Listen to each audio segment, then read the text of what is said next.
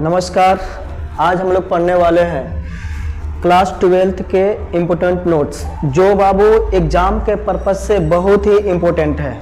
और मेरा विश्वास है कि केवल एक वीडियो आपका बेड़ा पार कर सकता है। केवल एक वीडियो आप ढंग से देख लीजिए। जो अभी तक नहीं पढ़ पाए हैं उनके लिए केवल एक वीडियो एग्जाम में पास करा सकता है बाबू, और जो पढ़ चुके हैं उनके लिए भी ये टॉनी का काम करेगा। तो सबसे निवेदन ये है कि इस वीडियो को एग्जाम देने जाने से पहले एक बार जरूर देख लीजिएगा, क्योंकि क्वेश्चन नंबर 6 में केवल मिलान करने के लिए चैप्टर का नाम और राइटर के नाम से 10 नंबर का आता है, 5 प्रोज से और 5 पोएट्री से। तो उसको ध्यान में रखते हुए केवल इस वीडियो को देख लीजिए। मेरा विश्वास है कि यह वीडियो, केवल एक वीडियो आपको एग्जाम में पासिंग मार्क्स लाने के लिए काफ़ी है। तो शुरू किया जाए। देखिए बाबू, इम्पोर्टेंट नोट्स के नाम से है।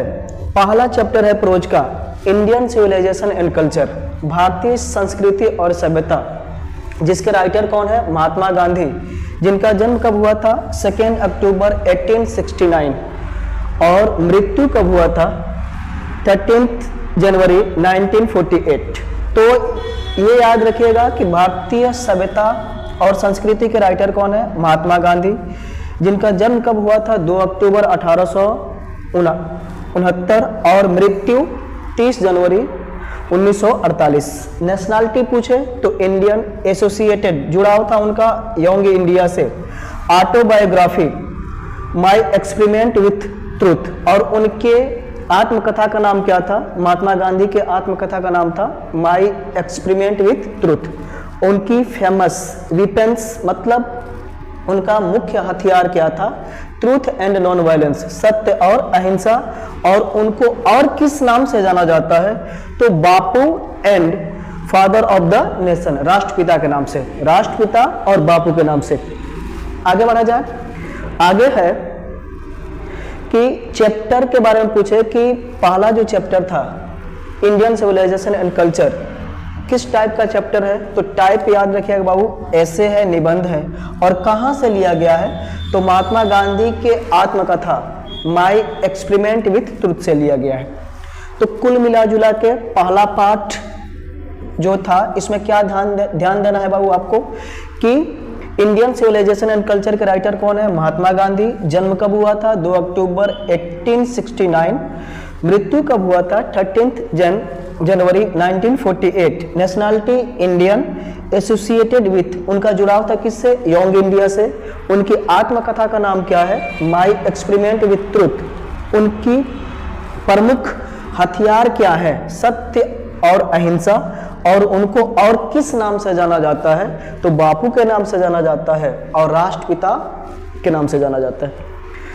चैप्टर अगर टाइप पूछेगा तो क्या है? ऐसे। कहाँ से लिया गया है? तो महात्मा गांधी के आत्मकथा माय एक्सपेरिमेंट विथ ट्रूथ से लिया गया है। आगे बढ़ा जाए बाबू। दूसरा चैप्टर है Bharat is my home. Bharat is my home के राइटर कौन है? डॉक्टर जाकिर हुसैन। जन्म कब हुआ था? 1897, 1897 हैदराबाद में। मृत्यु हुआ था 1969, 1969 नई दिल्ली में। नेशनलिटी इनका भी इंडियन। और एक चीज और ध्यान रखना है कि इनको नोबेल प्राइज मिला था कब? भारत रत्न मिला था 1963 में। एक बार रिपीट कर रहा हूं बाबू कि Bharat is my home, Bharat मेरा घर है, के राइटर कौन है? डॉक्टर जाकिर हुसैन। जन्म कब हुआ था? 1897 हैदराबाद में। मृत्यु कब हुआ था? 1969 न्यू दिल्ली में। नेशनलिटी इनकी पूछा जाए, इंडियन। प्राइज कौन सा मिला था? भारत रत्न। कब? 1963 में। लेकिन इनके बारे में थोड़ा सा बैकग्राउंड देख लिया जाए कि राष्ट्रपति बनने से पहले ये भारत के उपराष्ट्रपति तथा बिहार के राज्यपाल के रूप में कार्य कर चुके हैं।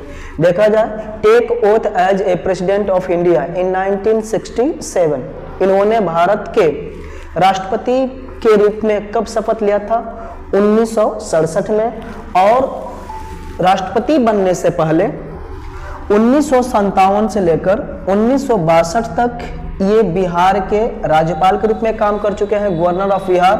और राष्ट्रपति बनने से पहले 1962 से लेकर 1967 तक ये उपराष्ट्रपति के रूप में काम कर चुके हैं, वाइस प्रेसिडेंट।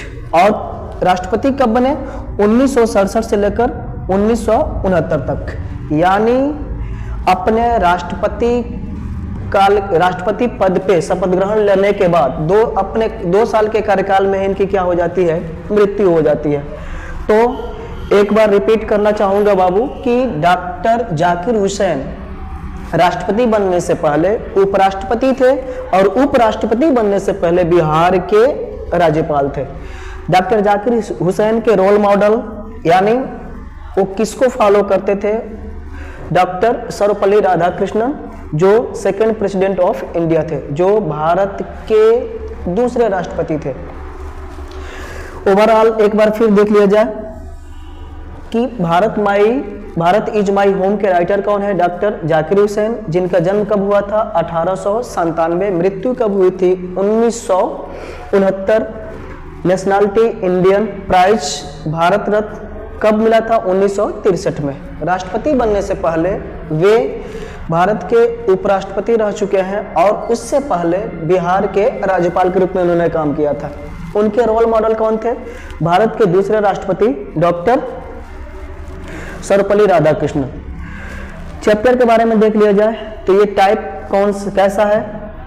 स्पीच है, भाषण है। टेकन फ्रॉम, कहां से लिया गया है? The speech delivered by doctor Zakir Hussain while taking oath as the third president of India। ये कहां से लिया गया है बाबू?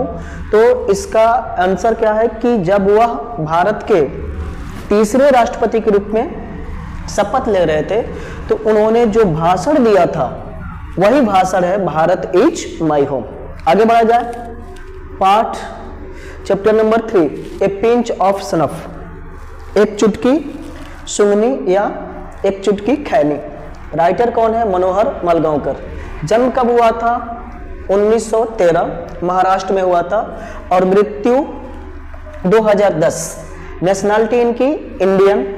अगर इस चैप्टर के कैरेक्टर्स के बारे में पूछा जाए, पहले चैप्टर के टाइप देख लिया जाए तो क्या है? शॉर्ट स्टोरी है, लघु कहानी है। और इसके कैरेक्टर के बारे में देख लिया जाए तो नानू काका जो मेन कैरेक्टर हैं, उसके बाद से नरेटर खुद मनोहर मलगांवकर, रतिराम, सोहन लाल रतिराम, हजरत बरकत अली और वेलफेयर मिनिस्टर। एक बार तीसरे चैप्टर का नाम क्या है? ए पिंच ऑफ स्नफ। राइटर कौन है? मनोहर मलगांवकर। जन्म कब हुआ था? 1913। मृत्यु 210। Nationality Indian. और टाइप पूछ लिया जाए तो ये कैसा चैप्टर है बाबू? Short story. Character Nanu Kaka, narrator खुद रतिराम, सोहन लाल रतिराम का बेटा था रतिराम, और हजरत बरकत अली जो बेरूत में थे, और वेलफेयर मिनिस्टर। सोहन लाल रतिराम दिल्ली का पार्टी बॉस था। आई हैव ए ड्रीम, जिसका हिंदी होगा मेरा एक सपना है। राइटर कौन है? Martin Luther king junior. Martin Luther king junior. ध्यान देना है बाबू कि इनके नाम के आगे क्या लगता है? जूनियर लगता है। बॉर्न कब हुआ था? 15 जनवरी 1929। मृत्यु 4 अप्रैल 1968। जन्म कब हुआ था? 1929। मृत्यु 1968। Nationality American, also known as black Gandhi. एक बार देखा जाए तो आई हैव ए ड्रीम के राइटर कौन है? मार्टिन लूथर किंग जूनियर, जिनका जन्म हुआ था 1929 में और मृत्यु 1968 में। नेशनलिटी पूछा जाए बाबू, राष्ट्रीयता पूछी जाए इनकी, तो अमेरिकन है। और इनको और किस नाम से जाना जाता है? तो इनको ब्लैक गांधी के नाम से भी जाना जाता है। इनको प्राइज मिला था, नोबेल प्राइज फॉर पीस इन 1964। शांति के लिए नोबेल प्राइज मिला था कब? 1964 में। अगर इस चैप्टर के बारे में देख लिया जाए तो कौन सा टाइप है, स्पीच भाषण है, और delivered by Martin Luther king junior on the steps of the Lincoln memorial in Washington DC on 28 August 1963। Martin Luther king के द्वारा दिया गया भाषण है जो अब्राहम लिंकन मेमोरियल, जो कहाँ उनकी स्टैचू है वाशिंगटन डीसी में, उनके सीढ़ियों पे दिया गया भाषण है जो 28 अगस्त 1963 को दिया गया था।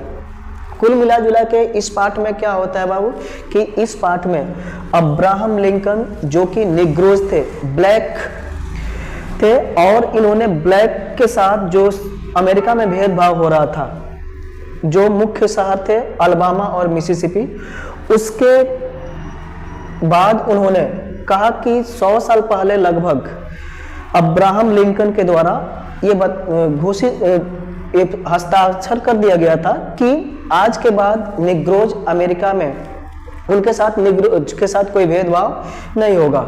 लेकिन फिर भी उनका कंडीशन ठीक नहीं था, इसलिए उन्होंने ये भाषण दिया था और ये भाषण वर्ल्ड फेमस हुआ था बाबू। आगे बढ़ा जाए। Ideas that have helped Mankind, मान्यताएं, विचार जिन्होंने मानवता की मदद की, के राइटर कौन है? Bertrand Russell. जन्म कब हुआ था? 1872 1872। मृत्यु हुआ था 1970 1917। नेशनलिटी इनकी क्या है बाबू? ब्रिटिश। और प्राइज पूछा जाए तो इनको भी प्राइज मिला था, नोबेल प्राइज। किसके लिए? लिटरेचर के लिए, इन 1950। तो बर्ट्रैंड रसल का जन्म कब हुआ था? 1872 में। मृत्यु कब हुआ था? 1970 में। नेशनलिटी पूछा जाए तो ब्रिटिश, और इनको लिटरेचर के लिए नोबेल प्राइज मिला था 1950 में। इसके बाद में ऑब्जेक्टिव क्या पूछ सकता है बाबू कि बर्ट्रैंड रसल के बारे में, तो ही was A philosopher, historian and mathematician. वह दार्शनिक, इतिहासकार और गणितज्ञ थे। अबाउट चैप्टर, ये क्या है बाबू? ऐसे है। अगला चैप्टर है 6 द आर्टिस्ट, जिसके राइटर कौन है? शिगा नोया, जो जापानीज राइटर हैं। जन्म कब हुआ था? 1883 1883। मृत्यु 1971 1971। नेशनलिटी इनकी जापानीज, वह जापान के थे। ही was A celebrated Japanese short story writer and novelist. वह जापानीज लघु कथाकार एवं उपन्यासकार थे। इसके बारे में पूछा जाए अबाउट चैप्टर, तो द आर्टिस्ट क्या है? शॉर्ट स्टोरी है। ठीक है। अगला chapter a child is born, writer कौन है? Germaine Greer. जन्म कब हुआ था? 1939 1939। नेशनलिटी इनकी American. She is an eminent feminist writer and essayist, मतलब वह एक प्रसिद्ध नारीवादी लेखिका और निबंधकार थी। अबाउट चैप्टर, चैप्टर के बारे में पूछ लिया जाए तो ये क्या है? ए चाइल्ड इज बॉर्न क्या है बाबू? तो यह एक ऐसे है। ठीक है। Chapter number 8 how free is the press, के राइटर कौन है? Dorothy L shares. जन्म कब हुआ था? 1893।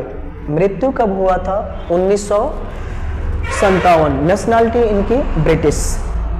अबाउट चैप्टर देख लिया जाए तो क्या है? ऐसे है। एक बार रिपीट कर रहा हूँ बाबू कि how free is the press के राइटर कौन है? डोरोथी एल सेयर्स है।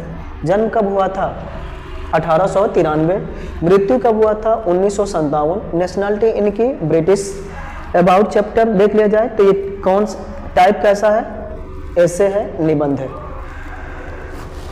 चैप्टर नंबर 9 द अर्थ के राइटर कौन है? H.E. बिट्स।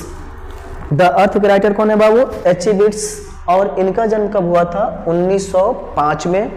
मृत्यु कब हुआ था? 1974 1905 and 1974। Nationality British. Work as journalist. About chapter, अगर इस पार्ट के बारे में देखा जाए तो ये क्या है? शॉर्ट स्टोरी है। ठीक है। अगला chapter number 10 India through a traveller's eye के राइटर कौन है? Pearl S Buck. जन्म कब हुआ था? 1892। कहाँ हुआ था? अमेरिका में। इनकी मृत्यु 1973 1973। कहाँ? हाँ, इनकी मृत्यु कहाँ हुई थी? ये भी अमेरिका में। लेकिन इनके बारे में एक बात देख लीजिएगा बाबू कि पर्ल एस बक का जन्म हुआ था अमेरिका में, लेकिन इनका पालन पोषण कहाँ हुआ था? चाइना में। ठीक है। और इनकी नेशनलिटी अगर पूछे तो नेशनलिटी इनकी होगी अमेरिकन। क्लियर है बाबू? India through a traveller's eyes के राइटर कौन है? पर्ल एस बक।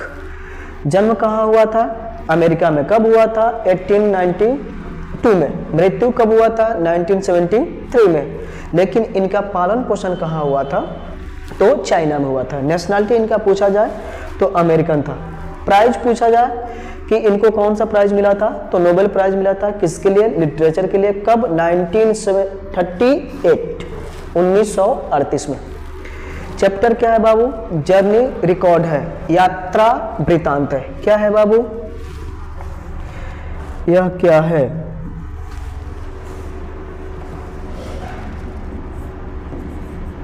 यह क्या है? इसके बारे में थोड़ा सा ये अलग है, इसलिए मैं इसको लिख रहा हूं कि अगर पूछा जाए कि टाइप कौन सा है तो आपको क्या करना है? जर्नी रिकॉर्ड, यात्रा वृत्तांत। कहां से लिया गया है? माय सेवरल वर्ड से लिया गया है। ठीक है बाबू। अगला last chapter, a marriage proposal के राइटर कौन है? एंटन चिको। ए मैरिज प्रपोजल के राइटर कौन है? एंटन चिको, जिनका जन्म कब हुआ था? 1860 में। मृत्यु कब हुआ था? 1904 में। 1860 एंड 1904। नेशनलिटी इनकी रसियन, ये रसिया के थे। और प्रोफेशन पूछा जाए इनका तो डॉक्टर एंड ड्रामाटिस्ट। डॉक्टर के साथ साथ ये नाटककार भी थे। इस पाठ के बारे में पूछा जाए तो टाइप पूछा जाए ए मैरिज प्रपोजल का तो क्या होगा बाबू? ये टाइप क्या है? ड्रामा। और टाइप ऑफ ड्रामा पूछा जाए तो वन एक्ट प्ले है। टाइप ऑफ ड्रामा पूछा जाए तो क्या है? One act play. एकदम ध्यान से देखते जाइएगा बाबू, ये आपको इंग्लिश का एग्जाम पास कराने वाला है वीडियो। ठीक है बाबू। आपसे पूछा जाए कि ए मैरिज प्रपोजल के राइटर कौन है? एंटन चिको। जन्म कब हुआ था और मृत्यु कब हुआ था? देखिए बाबू, जन्म कब हुआ था? 1860 में। मृत्यु कब हुआ था? 1904 में। नेशनलिटी इनकी रसियन। प्रोफेशन से क्या थे? डॉक्टर और ड्रामाटिस्ट। टाइप पूछा जाए तो ड्रामा। टाइप ऑफ ड्रामा पूछा जाए तो वन एक्ट प्ले, एकांकी। अब इसमें 2-3 मुख्य कैरेक्टर हैं जो याद रखना जरूरी है बाबू कि पहले नंबर पे कौन था? चुबको। चुबको कौन था? नतालिया का पिता, जो एक लैंड ओनर था, जो एक जमींदार था, ऐसा समझा जाए तो चुबको क्या था? नतालिया का पिता था और एक लैंड ओनर था। चुबको के लड़की का नाम क्या था? तो नतालिया था। नतालिया के बारे में पूछा जाए, ये 25 ईयर ओल्ड डॉटर ऑफ चुबको, जो 25 साल की थी। और किसकी लड़की थी? चुबको की। और चुबको का और नतालिया का पड़ोसी था जिसका नाम था लोमो। बाद में किससे शादी होती है? नतालिया से। लोमो ए 35 ईयर ओल्ड नेबर ऑफ चुबको, जो 35 साल का चुबको का पड़ोसी था। ठीक है बाबू। ठीक है, देख लीजिए एक बार फिर। ए मैरिज प्रपोजल के राइटर कौन है? एंटन चिको। जन्म कब हुआ था? 1860 में। मृत्यु कब हुआ था? 1904 में। इनकी नेशनलिटी पूछा जाए तो रसियन। प्रोफेशन पूछा जाए तो डॉक्टर के साथ साथ क्या थे? ड्रामाटिस्ट, नाटककार भी थे। टाइप पूछा जाए चैप्टर का तो क्या है बाबू? ड्रामा है। और ड्रामा का टाइप पूछा जाए तो वन एक्ट प्ले है, एकांकी है। कैरेक्टर्स पूछा जाए तो मुख्य रूप से 3 कैरेक्टर हैं इसमें, चुबको, नतालिया और लोमो। चुबको कौन था? एक लैंड ओनर था जो नतालिया का पिता था। नतालिया कौन थी? तो चुबको की 25 साल की बेटी थी। और लोमो कौन था? तो चुबको का पड़ोसी था जो 35 साल का था। ठीक है। इनके बीच में इस पार्ट से एक ऑब्जेक्टिव और भी आ सकता है बाबू इसके अलावा कि इनमें पहली 2 बार झगड़ा होता है नतालिया और लोमो के बीच। पहली बार किसके लिए होता है, ध्यान देना है, 2 बार झगड़ा होता है नतालिया और किसके बीच, लोमो के बीच। पहली बार किसके लिए होता है, ऑक्स्ट मीडोज के लिए।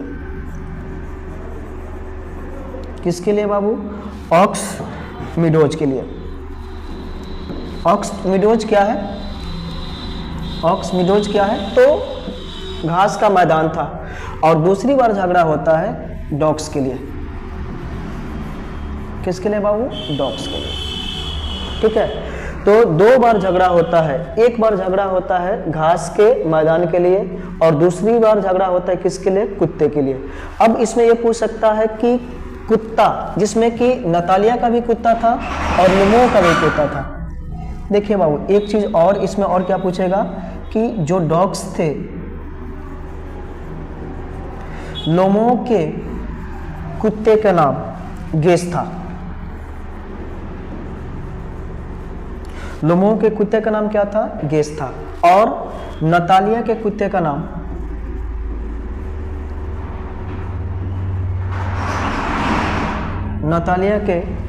क्या था, लिप था। ठीक है, पहली बार झगड़ा किसके लिए हुआ था, घास के मैदान के लिए। दूसरी बार झगड़ा किसके लिए हुआ था, कुत्ते को लेकर हुआ था। लोमो कह रहा था कि मेरा कुत्ता अच्छा है, नतालिया कह रहे थे कि मेरा कुत्ता अच्छा है। लोमो के कुत्ते का नाम क्या था, गेस। नतालिया के कुत्ते का नाम क्या था, लिप। याद रखिएगा, आ सकता है ऑब्जेक्टिव। और पूछा जाए कि ये कितने में खरीदा गया था, तो ये खरीदा गया था बाबू गेस 125 रुपये में।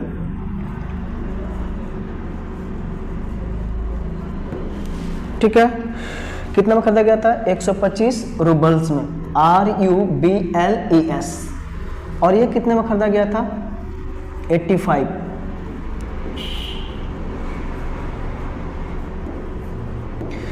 ठीक है बाबू। तो ए मैरिज प्रपोजल के राइटर कौन है, एंटन चिको। ठीक है, और इसमें मुख्य रूप से कितने कैरेक्टर हैं, 3 कैरेक्टर हैं। कौन कौन, चुबको, नतालिया और लोमो। चुबको एक लैंड ओनर था, उनकी बेटी नतालिया जो 25 साल की थी।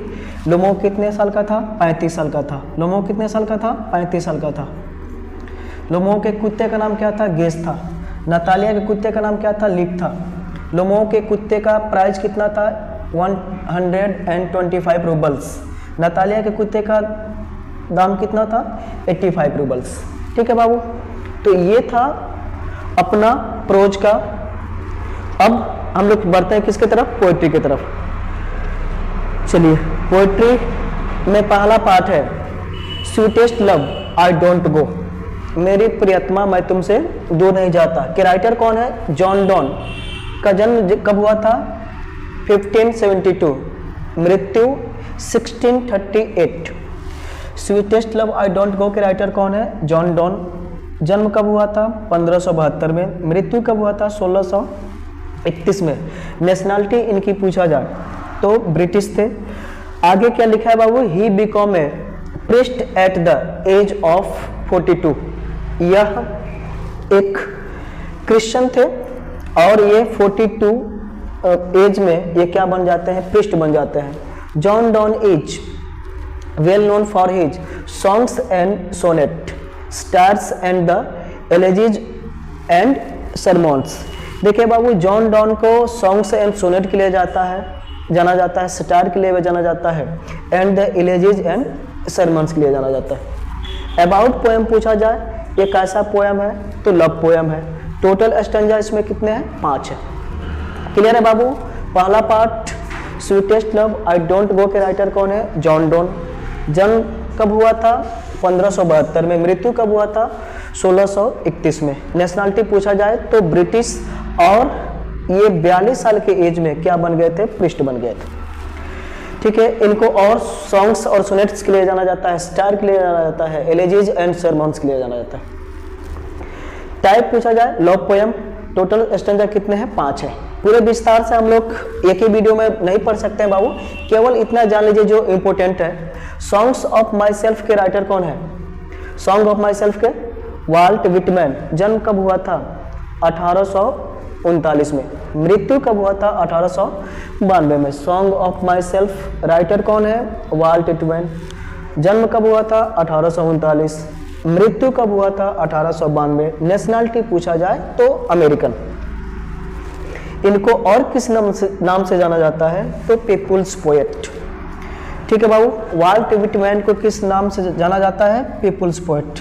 इस पोएम के बारे में पूछा जाए तो ये कैसा, किस टाइप का है? तो एपिक पोएम है। आगे बढ़ा जाए बाबू। Now the leaves are falling fast, अब पत्ते तेजी से गिर रहे हैं, के राइटर कौन है? W.H. ऑडेन, जन्म कब हुआ था? 1907। कहाँ हुआ था? इंग्लैंड में। मृत्यु 1973। Nationality British, by birth American 1946। होता क्या है बाबू कि जन्म हुआ था अमेरिका में, लेकिन ये जन्म हुआ था ब्रिटेन में, लेकिन कुछ समय बाद ये अमेरिका जाके बस जाते हैं और इनको अमेरिका की नेशनलिटी कब मिलती है बाबू? 1946 में। तो पूछा जाए आप इनके बारे में नेशनलिटी में तो थोड़ा ध्यान देने की बात है कि जन्म से तो ये ब्रिटिश थे, लेकिन 1946 में इनको अमेरिका की नेशनलिटी मिल गई थी, राष्ट्रीयता मिल गई थी। Prize, he won the Pulitzer prize in 1948 for his collection the age of anxiety. The age of anxiety के कलेक्शन के लिए 1948 में इनको द पुलित्जर प्राइज मिला था। याद रखिएगा जिसको कि इनको पुलित्जर प्राइज कब मिला था? 1948 में। He was a versatile poet, verse dramatist, critic, translator and editor. बाबू यह एक बहुमुखी प्रतिभा के धनी थे, जो कवि थे, ड्रामाटिस्ट थे, क्रिटिक आलोचक थे, ट्रांसलेटर अनुवादक थे एंड एडिटर संपादक थे। He left England as early as 1939 to settle permanently in the United States। देखिएगा जन्म से तो ये इंग्लैंड के थे, ब्रिटिश थे, लेकिन 1939 के शुरुआत में इन्हें कहाँ सेटल होना पड़ा? अमेरिका में, और 1946 में इनको अमेरिका की नेशनलिटी मिल गई। ठीक है बाबू, तो हमेशा के लिए 1939 में चले गए कहाँ? अमेरिका, और वहीं सेटल्ड हो गए। पोएम के बारे में पूछा जाए तो लिरिकल पोएम है, ठीक है ना, और टोटल स्टैंजा कितने हैं? 5 है। चौथा पार्ट है और टू ऑटम। ठीक है बाबू, और टू ऑटम के पतझड़ के गीत के राइटर कौन है? John Keats. कौन है बाबू? जॉन कीट्स, जिनका जन्म कब हुआ था? 1795 लंदन में हुआ था। मृत्यु due to tuberculosis in 1821 Rome, Italy में हुआ था। तो ट्यूबरक्लोसिस क्या है बाबू? टीबी है, शॉर्ट फॉर्म देखा जाए इनका तो, और ये क्षय रोग से ये मर गए थे कब? 1821 में। तो जॉन कीट्स का जन्म कब हुआ था? 1795। मृत्यु कब हुआ था? 1821। किसके कारण हुआ था? तो ट्यूबरक्लोसिस के द्वारा।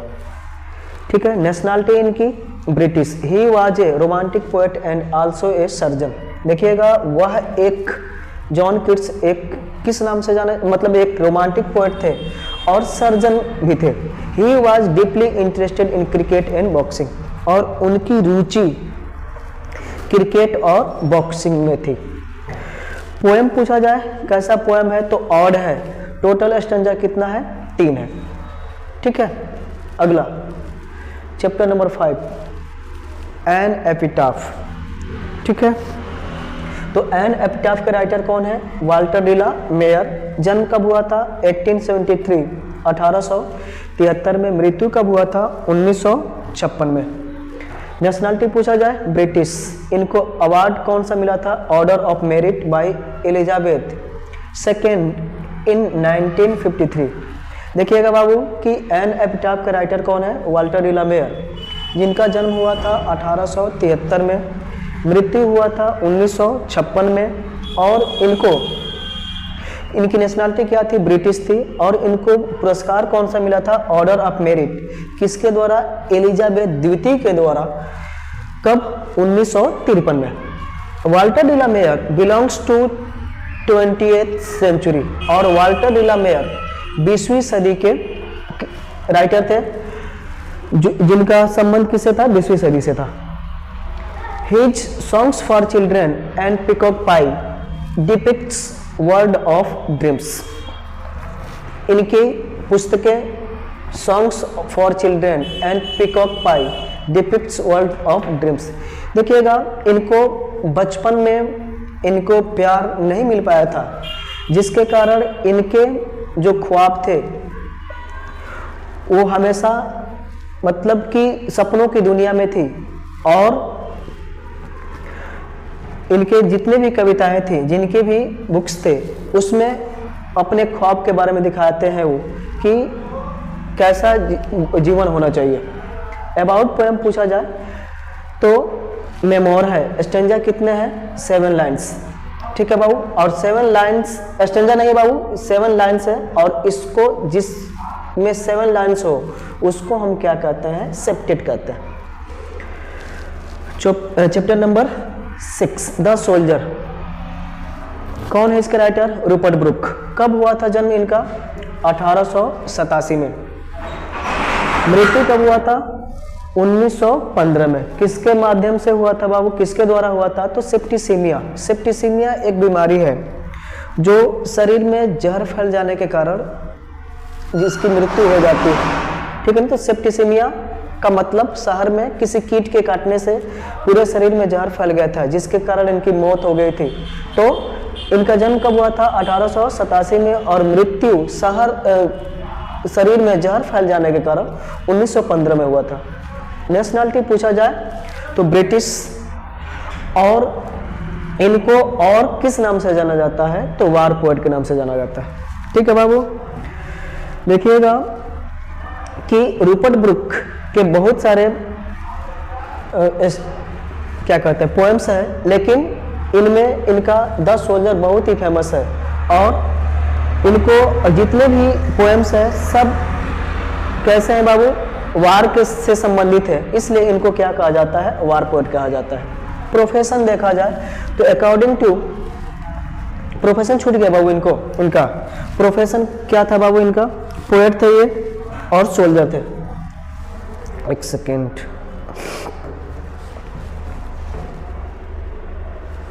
प्रोफेशन छूट गया बाबू इनका, तो क्या हो जाएगा? ये सोल्जर थे, सोल्जर के साथ साथ ये पोएट भी थे। ठीक है। According to W.B. Yeats, he was the handsomest young man in England. उस समय के बहुत ही फेमस राइटर थे W.B. Yeats, जिनके माध्यम से ये बताया जाता है कि वह उस समय के इंग्लैंड के सबसे हैंडसम युवा थे। कौन? Rupert Brooke. His father was a house master at Rugby school where Rupert Brooke was educated before going to King's College Cambridge. देखिएगा, इनके पिता क्या थे? इनके पिता रग्बी स्कूल के वार्डन थे। और इन्होंने किंग्स कॉलेज कैम्ब्रिज जाने से पहले जो शुरुआती पढ़ाई थी इन्होंने अपने पिता के स्कूल में ही किया था। ठीक है, रग्बी स्कूल में ही किया था। क्लियर हुआ बाबू कि द सोल्जर के राइटर कौन है? Rupert book. जन्म कब हुआ था? 1887। मृत्यु कब हुआ था? 1915। किसके द्वारा हुआ था? सेप्टिसीमिया के द्वारा। Nationality British. इनको और किस नाम से जाना जाता है? वार पोएट के नाम से। प्रोफेशन इनका क्या है? तो सोल्जर थे के साथ साथ पोएट भी थे। और according to W.B. Yeats, he was the handsomest young man in England। और W.B. Yeats के अनुसार यह इंग्लैंड के सबसे उस समय के सुंदर युवक थे। उनके पिताजी रग्बी स्कूल के वार्डन थे, हाउस मास्टर थे। और Rupert book Kings College Cambridge जाने से पहले पढ़ाई कहाँ किया था? रग्बी स्कूल में ही किया था। ठीक है बाबू, आगे बढ़ते हैं। अबाउट पोएम पूछा जाए तो यह सोनेट है। और सोनेट किसे कहते हैं? वह पोयम जिसमें टोटल लाइंस की संख्या कितनी होती है? 14 होती है। तो सोनेट में लाइंस की संख्या पूछा जाए तो कितनी होती है? 14 होती है। और यह सोनेट तो है लेकिन वार सोनेट है, युद्ध से संबंधित है। 7वां पाठ मेकावेटी। मेकावेटी द मिस्ट्री कैट, रहस्यमयी बिल्ली के राइटर कौन है? टी.एस. इलियट। जन्म कब हुआ था? 1888 अमेरिका में और मृत्यु 1965 इंग्लैंड में। ठीक है बाबू। इनकी नेशनलिटी पूछा जाए तो इनकी नेशनलिटी है अमेरिकन। कब? जन्म से लेकर 1927 तक। देखिएगा बाबू कि इनमें भी जन्म से अगर पूछा जाए इनकी राष्ट्रीयता तो अमेरिकन है, लेकिन 1927 से लेकर जब तक जीवित रहे 1965 में इनकी मौत हो जाती है। वो क्या थे बाबू? वो ब्रिटिश के थे। तो कहने का मतलब इनकी भी 2 नेशनलिटी थी। जन्म से लेकर 1927 तक अमेरिकन थे और 1927 से लेकर 1965 तक ये ब्रिटिश थे। प्राइज देख लिया जाए तो Nobel prize for literature in 1948, इनको नोबेल प्राइज मिला था लिटरेचर के लिए 1948 में। और he was also a distinguished critic and a dramatist of 20th century. और ये भी एक बहुत ही फेमस आलोचक और ड्रामाटिस्ट थे। किस सदी के? 20वीं सदी के। पोयम के बारे में पूछा जाए तो पोयम लाइट पोयम है। The poem Macavity the mystery cat is from his collection called Old Possum's Book of Practical Cats. देखिएगा ये जो poem Macavity the mystery cat कहाँ से लिया गया है? उनके कलेक्शन से। और कलेक्शन का नाम क्या है?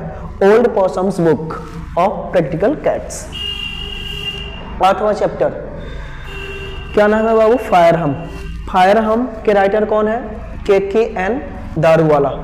जन्म कब हुआ था? 1937 में। कहाँ हुआ था? लाहौर पाकिस्तान में। Nationality Indian. थोड़ा सा सोचने पे मजबूर हो रहे हैं ना आप लोग कि जन्म हुआ था पाकिस्तान में, फिर नेशनलिटी इंडियन कैसे हो सकती है? कमेंट करके बताइए कि जब जन्म हुआ था पाकिस्तान में तो इनकी नेशनलिटी इंडियन कैसे हो सकती है? जल्दी बताइए कमेंट करके। देखिए बाबू कि जब इनका जन्म हुआ था 1937 में, उस समय भारत का विभाजन नहीं हुआ था, तो लाहौर भी भारत का ही अंग था, इसलिए इनकी नेशनलिटी क्या है? इंडियन है। और बंटवारे के बाद भी ये इंडिया में रहना पसंद किए। अवार्ड इनका साहित्य अकादमी अवार्ड 1984, कॉमनवेल्थ पोएट्री अवार्ड। देखिएगा बाबू कॉमनवेल्थ पोएट्री अवार्ड भी मिला है। साहित्य अकादमी अवार्ड मिला था, कब मिला था? 1984 में। रिलीजन पूछा जाए तो ये क्या थे बाबू? तो पारसी थे, जोरोस्ट्रियन।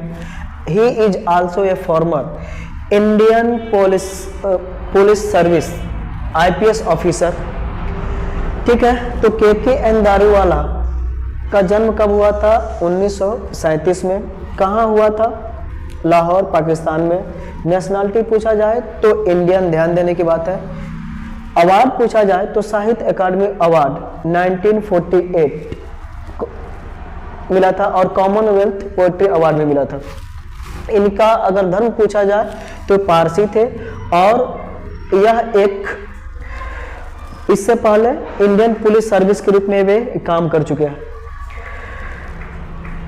अबाउट पोएम पूछा जाए तो रिलीजियस पोएम हम था, धार्मिक पोएम है।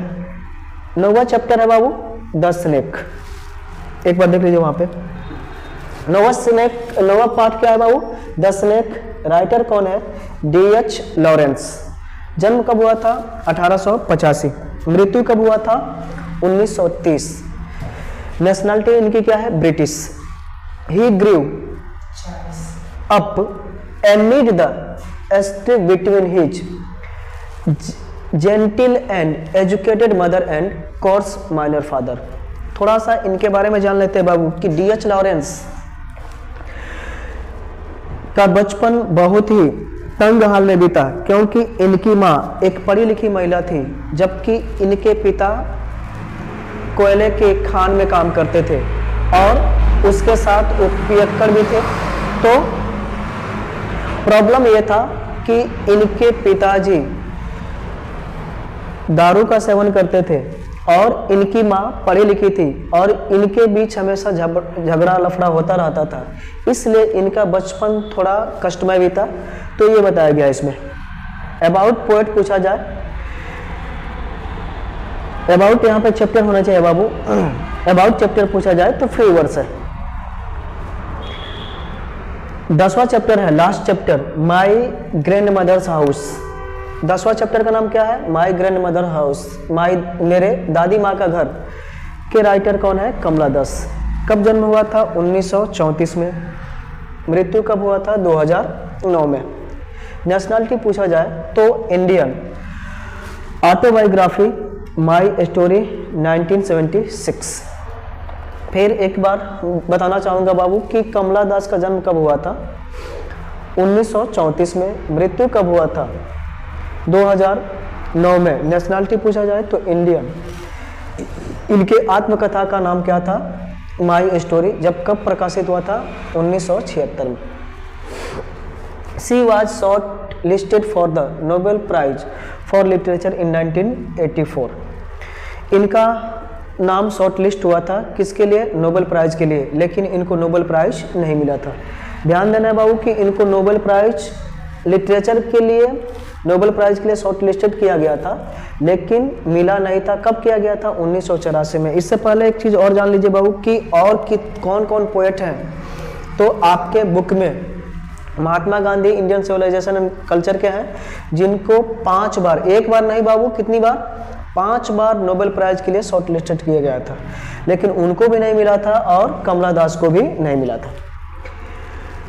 She has earned a respectable place in both English and Malayalam literature। और उनको इंग्लिश के साथ साथ मलयालम लिटरेचर में रिस्पेक्टेबल प्लेस मतलब कि एक सामान्य स्थान प्राप्त था। She is known for sexual adventure in her writing। और सेक्सुअल एडवेंचर के लिए वो जानी जाती थी। टाइप पूछा जाए तो बायोग्राफिकल था और नॉस्टैल्जिक पोएम है। तो आत्मकथा के रूप में इस कविता में बताया गया है। ठीक है बाबू, तो ये था हमारा टोटल 11th चैप्टर प्रोज का और 10th चैप्टर पोएट्री का। और मुझे विश्वास है कि केवल इसको देख लीजिए, आपका बेड़ा पार हो सकता है।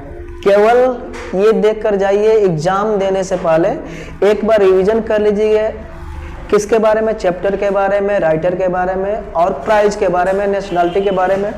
मुझे विश्वास है कि केवल यही आपको क्या कर सकता है? बेड़ा पार लगा सकता है। और जो पहले से जानते हैं उनके लिए टोनी का काम करेगा बाबू। ठीक है।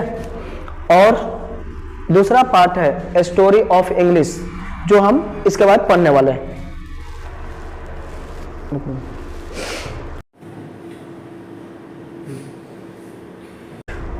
तो चलिए, अब पहले हम लोग तो पढ़ लिए थे अपना रेनबो, अब दूसरा पार्ट है स्टोरी ऑफ इंग्लिश। इसमें हम देखने वाले हैं कि क्या क्या पूछ सकता है बाबू। ठीक है ना। स्टोरी ऑफ इंग्लिश को केवल हम यही बता सकते हैं जो इम्पोर्टेंट है, पूरा विस्तार से तो बताना संभव नहीं है आज। देख लीजिए बाबू कि स्टोरी ऑफ इंग्लिश पूछा जाए तो इसमें पूछा जाता है कि इंग्लिश को मतलब पीरियड्स के हिसाब से कितने भागों में बांटा गया है? तो 3 भागों में बांटा गया है बाबू। ठीक है ना। ओल्ड इंग्लिश, मिडिल इंग्लिश और modern English. Old English, middle English और मॉडर्न इंग्लिश। पूछा जाए कि ओल्ड इंग्लिश का पीरियड क्या है? तो देखिए बाबू, ओल्ड इंग्लिश का पीरियड है AD 449 टू AD 1066, अर्थात 449 से लेकर 1066 तक के एज को क्या कहा जाता है? ओल्ड इंग्लिश कहा जाता है। ऑब्जेक्टिव क्या बन सकता है कि ओल्ड इंग्लिश कब से कब तक माना जाता है ओल्ड इंग्लिश का दौर? तो 449 से लेकर 1066 तक। ठीक है बाबू। और क्या बन सकता है कि ओल्ड इंग्लिश में कितने डायलेक्ट्स थे, कि ओल्ड इंग्लिश में कितनी बोलियों का मिश्रण था। तो ओल्ड इंग्लिश में ध्यान देना है बाबू कि ओल्ड इंग्लिश में 4 डायलेक्ट्स थे। कौन कौन थे? Old English has 4 dialects, they are Kentish, Northumbrian, Mercian and West Saxon. ये 4 डायलेक्ट्स थे जो याद करके जाना है बाबू आपको, ठीक है। ओल्ड इंग्लिश कब से माना जाता है? 449 से लेकर कब से बाबू? 449 से लेकर 1066 तक, ठीक है। कितने डायलेक्ट्स थे? तो 4 थे, 4 बोलियां थी इसमें। कौन कौन? तो Kentish, Northumbrian, Mercian and West Saxon, ये 4 थे जो ओल्ड इंग्लिश के डायलेक्ट्स थे। ये पूछ सकता है। और इस समय क्या नहीं था बाबू? देखिएगा, इस समय ओल्ड इंग्लिश में different from what you find today, it has no grammar, many of old English word and structure are not available to today। तो कहने का मतलब आज का जो इंग्लिश है और ओल्ड इंग्लिश बिल्कुल डिफरेंट था। ओल्ड इंग्लिश में प्रॉपर ग्रामर भी नहीं था और आज के जैसा स्ट्रक्चर भी नहीं था। तो बाबू कुल मिला जुला के ओल्ड इंग्लिश का पीरियड कब से है बाबू? 449 से लेकर 1066 तक है। और ओल्ड इंग्लिश में कितने डायलेक्ट्स थे? 4। ये बहुत इंपॉर्टेंट है बाबू, याद करके जाइएगा। 1, 2, 3 और 4। अगर आगे बढ़ा जाए बाबू, इंग्लिश का डार्क एज भी कहा जाता है ओल्ड इंग्लिश को। ये ध्यान रखिएगा, इंग्लिश के डार्क एज के रूप में किसे जाना जाता है? तो याद रखिएगा किसको बाबू? ओल्ड इंग्लिश को। आगे बढ़े, चलिए आगे आता है मिडिल इंग्लिश। मिडिल इंग्लिश को कब से माना जाता है बाबू? 1150 से लेकर 1500 तक। मिडिल इंग्लिश कब से? एडी 1150 से 1500 तक। और इस इंग्लिश में कितने डायलेक्ट्स थे? तो इस मिडिल इंग्लिश में 5 थे। कितने थे बाबू? 5। कौन कौन? देख लीजिए, आपके सामने है। मिडिल इंग्लिश में 5 डायलेक्ट्स थे। कौन कौन बाबू? तो नॉर्दर्न, साउदर्न, ईस्ट मिडलैंड और वेस्ट मिडलैंड एंड कैंटिस, ये 4 थे। कौन कौन बाबू?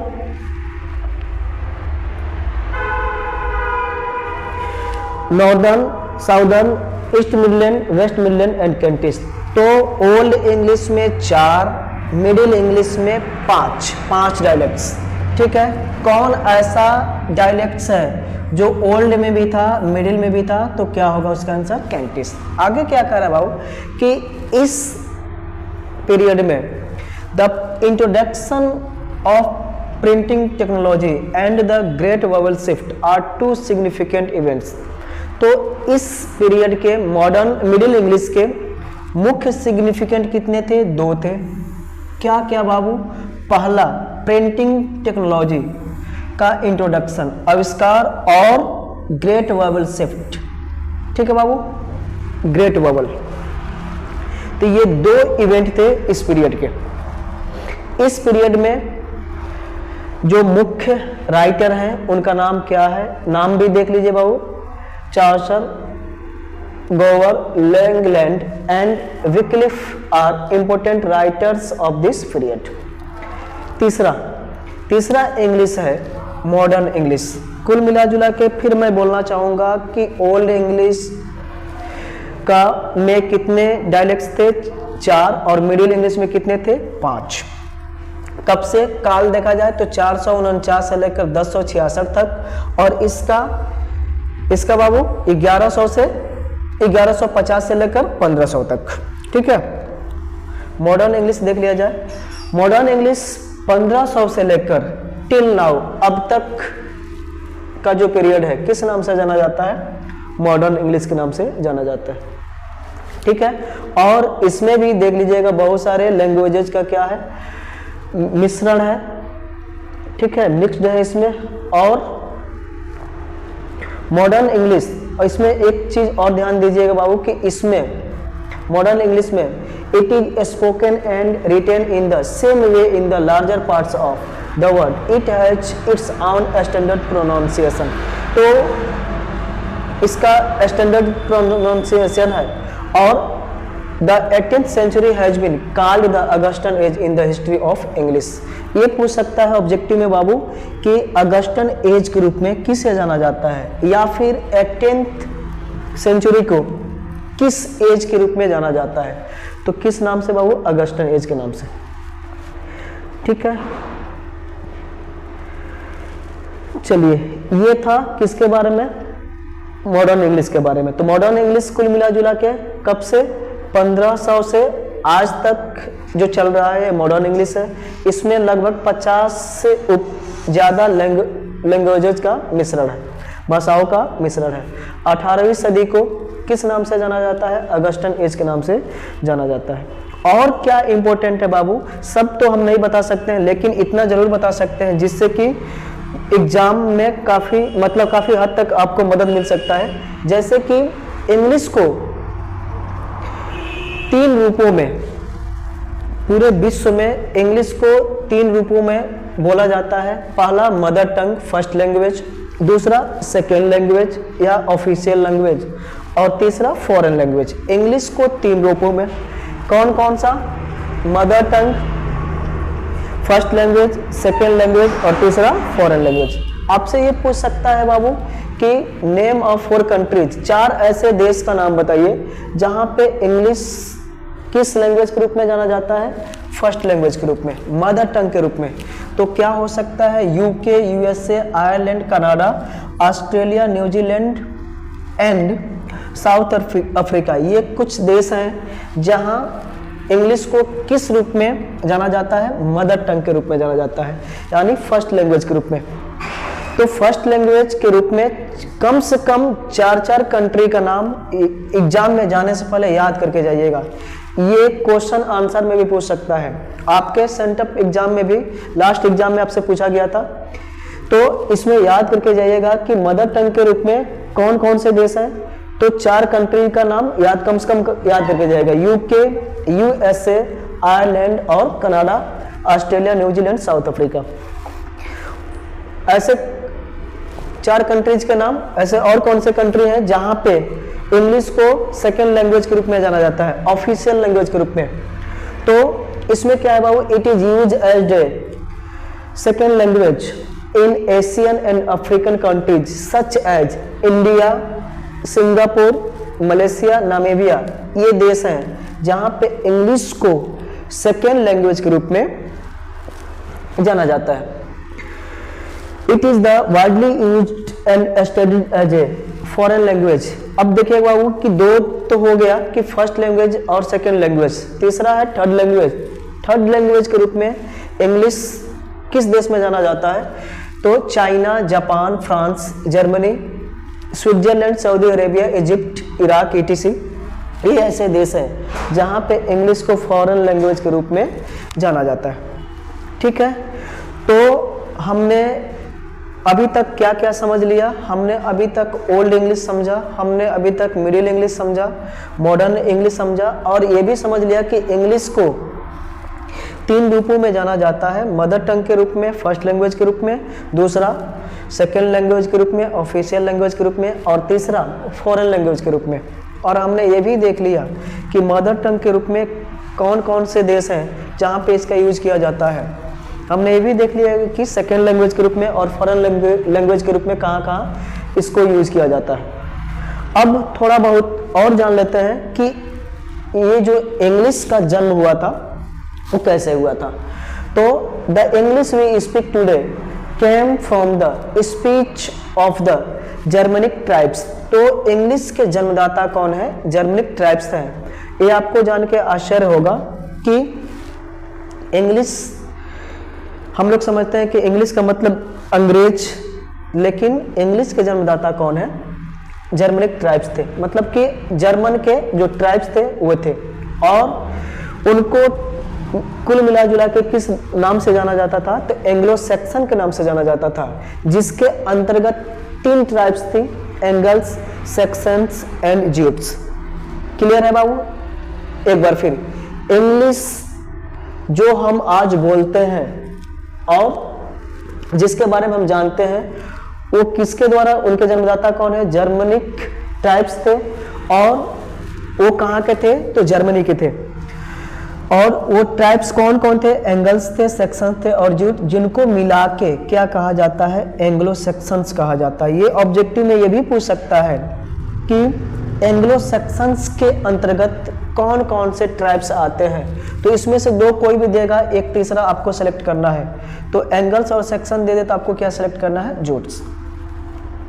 ठीक है, अब आगे क्या कह रहा है बाबू? Who invaded England in the 5th century and gave the countries its name and its language। जो कहाँ आक्रमण किए? जर्मनी के ट्राइब्स थे। कहाँ आक्रमण किए? इंग्लैंड पर। और इंग्लैंड पर आक्रमण करने के बाद वह कब किए थे? 5वीं सदी में। ठीक है ना? और इंग्लैंड पे आक्रमण करने के बाद वो कंट्री का नाम दिए और लैंग्वेज का नाम दिए। तो लैंग्वेज का नाम क्या हुआ? इंग्लिश, और कंट्री का नाम क्या हुआ? इंग्लैंड। कैसे हुआ बाबू? जैसे कि वो एंगल्स थे तो एंगल्स के हिसाब से इंग्लैंड का नाम देख लीजिएगा बाबू। एंगल जहां पे रहते थे वो क्या हो गया? इंग, और एंगल्स के रहने का स्थान को लैंड, तो इनके नाम से क्या हो गया? England. The Angle Saxon were Germanic people who lived in north and west Europe. आपसे पूछा जाए कि जो जर्मनी के लोग थे, जो ट्राइब्स थे जिन्होंने आक्रमण किया था, वो आज के समय में अगर पूछा जाए तो कहाँ मौजूद है? तो डेनमार्क, जर्मनी और हॉलैंड, यहीं के मूल निवासी थे जिन्होंने इंग्लैंड पे क्या किया? आक्रमण किया और इंग्लिश को जन्म दिया। ठीक है बाबू? तो ये था कुल मिला जुला के स्टोरी ऑफ इंग्लिश का रिव्यू। इसको पढ़ के जाइएगा और मुझे विश्वास है कि ये ऑब्जेक्टिव के साथ साथ क्वेश्चन आंसर में भी 2 क्वेश्चन जरूर पूछता है, उसमें भी आपको मदद करेगा। ठीक है, तो एक बार एग्जाम देने से पहले इसको पढ़ के जरूर जाइएगा और विश्वास है आपके साथ अच्छा होगा। फिर मिलते हैं अगले वीडियो में। जय हिंद।